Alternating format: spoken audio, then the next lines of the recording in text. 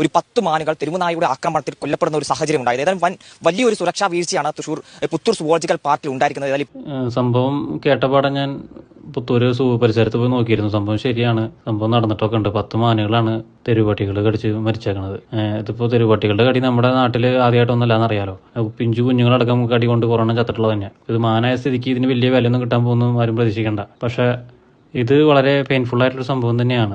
സംഭവം വെച്ചാൽ ഇതിപ്പോൾ ഞാൻ എൻ്റെ വർക്ക് സംബന്ധിച്ച് ഞാൻ ഓരോ സൈറ്റുകളിൽ ചെല്ലുമ്പോൾ വീട് എവിടെ ചോദിക്കും പുത്തൂർ എന്ന് പറയുമ്പോൾ പുത്തൂർ സൂപരിസരത്താണോ വീട് എന്ന് ആണ് പറയുക സ്വാഭാവികമായിട്ടും. അപ്പോൾ ഞാൻ ഓട്ടോമാറ്റിക്കലി നമുക്കൊരു അഭിമാനം തോന്നാറുണ്ട്. ഇപ്പം നാളെ ചെന്ന് കഴിഞ്ഞാൽ അവിടെ പട്ടികടി കണ്ട് കുറഞ്ഞ ചത്തല്ലോ എന്നുള്ള ചോദ്യമായിരിക്കും ഇനി അടുത്തത് വരുന്നത്.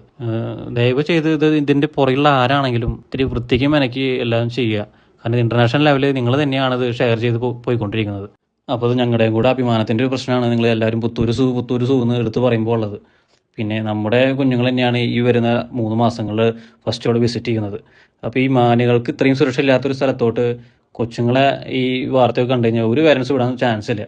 അപ്പോൾ ഈ അധികാരികളൊക്കെ ഒന്ന് ഉണർന്ന് പ്രവർത്തിച്ച് ഒരു നല്ലൊരു പരിപാടിയാക്കിയത് പുത്തൂരിനെ വിജയിപ്പിച്ച് കൊണ്ടുവരാനുള്ള പരിപാടി നോക്കുക ദയവ് ചെയ്ത്.